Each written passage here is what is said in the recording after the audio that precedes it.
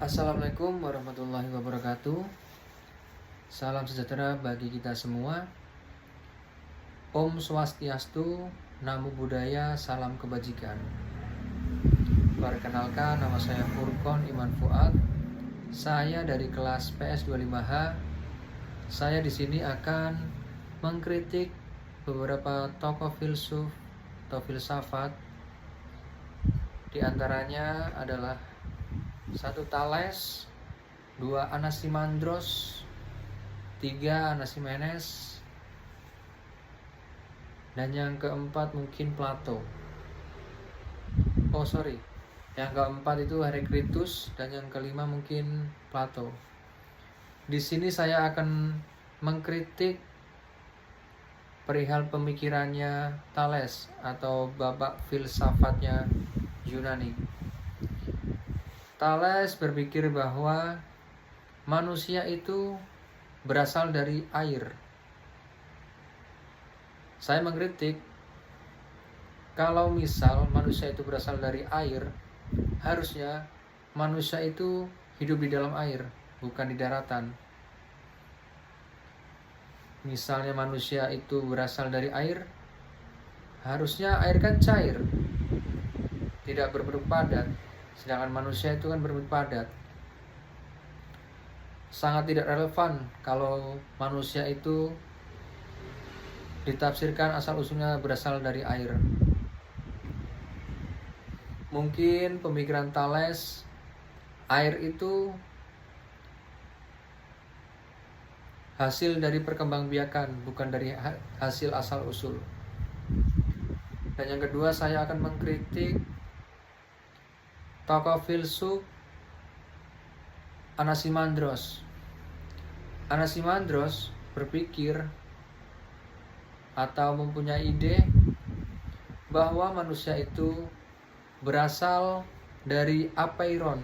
Apeiron itu adalah zat yang tidak ada batas atau unlimited, zat yang tidak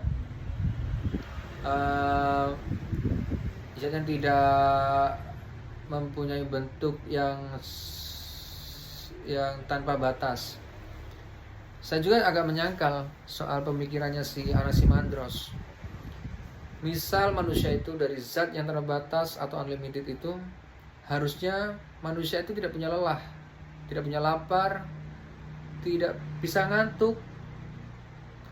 Sedangkan manusia itu kan mempunyai keterbatasan tersendiri. Ada yang gampang capek, ada yang gampang lapar, ada yang sering ngantuk. Apakah relevan Anaximandros menafsirkan manusia itu berasal dari zat yang tidak terbatas itu? Menurut saya kurang relevan. Dan yang ketiga, saya akan mengkritik pemikirannya Anaximenes yang mempunyai ide bahwa manusia itu berasal dari udara, karena manusia itu pasti butuh udara. Saya setuju kalau manusia itu pasti membutuhkan udara, tapi saya tidak setuju karena manusia itu bukan berasal dari udara. Kalau misal manusia itu berasal dari udara, harusnya kita tidak terlihat. Udara kan secara eksistensinya kan tidak terlihat, cuma bisa dirasakan. Sedangkan manusia itu kan terlihat, padat, dan eksistensinya itu terlihat. Terus bagaimana manusia itu bisa berasal dari udara, sedangkan manusia itu bisa terlihat? Saya kira pemikirannya si Anaximenes kurang pas dan kurang relevan kalau manusia itu berasal dari udara. Dan yang keempat, mungkin saya akan mengkritik pemikiran si Heraclitus.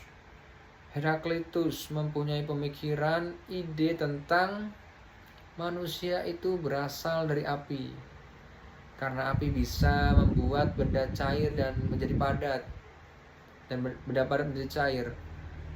Apa bukti Heraclitus bisa berbicara tentang manusia itu bisa manusia itu berasal dari api. Misal manusia itu berasal dari api, harusnya tekstur dan bentuk manusia itu harusnya tidak padat, mungkin bisa keras, bisa lembek, bahkan suhu manusia itu bisa sangat panas. Menurut saya kurang relevan banget soal manusia itu berasal dari api. Dan yang terakhir, saya akan mengkritik pemikirannya Plato. Plato adalah murid dari Socrates, yang nama asli adalah Aristokles. Plato belajar sama Socrates kurang lebih 8 tahun. Plato lahir di Athena, dan Plato dikenal filsafatnya dengan filsafat idealisme, bahwa meyakini kenyataan itu adalah proyeksi hasil dari ranah dunia ide. Maka bagi Plato, yang nyata dan ada adalah ide itu sendiri. Saya sangat kurang setuju soal pemikiran Plato yang nyata dan ada itu adalah ide. Sebab ide itu berasal dari apa yang kita pernah lihat dan apa yang pernah kita alami. Misal kalau kita nggak pernah melihat atau nggak pernah kita alamin dalam kehidupan ini, apakah bisa tercipta ide itu? Apakah ide itu bisa muncul? Bagaimana kita memunculkan ide itu kalau kita tidak bisa melihat sesuatu yang bisa memunculkan ide itu? Dan saya akan bertanya kepada Pak Ibad, mungkin ini agak sensitif, tapi saya masih penasaran perihal filsafat. Filsafat itu kan berasal dari bahasa Yunani philo dan sophie, yang artinya philo itu cinta, yang sophie itu kebijaksanaan. Berarti filsafat itu ditafsirkan sebagai cinta kebijaksanaan. Terus kemarin Pak Ibad pernah menjelaskan tentang manusia itu semuanya berfilsafat. Oke, saya agak setuju kalau manusia itu berfilsafat, karena manusia itu kan berakal, dan orang yang berakal itu pasti berfilsafat.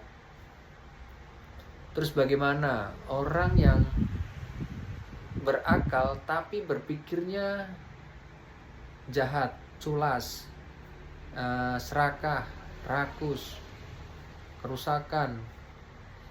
Apakah masih bisa disebut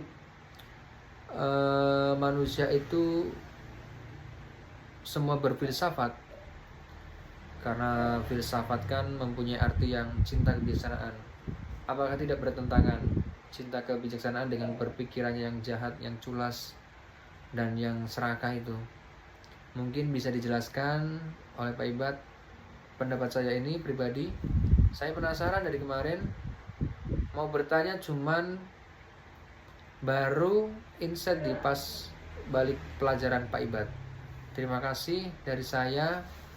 Mungkin cukup sekian. Kalau ada kata salah, kalau ada kata yang kurang pas, mohon dimaafkan. Wassalamualaikum warahmatullahi wabarakatuh.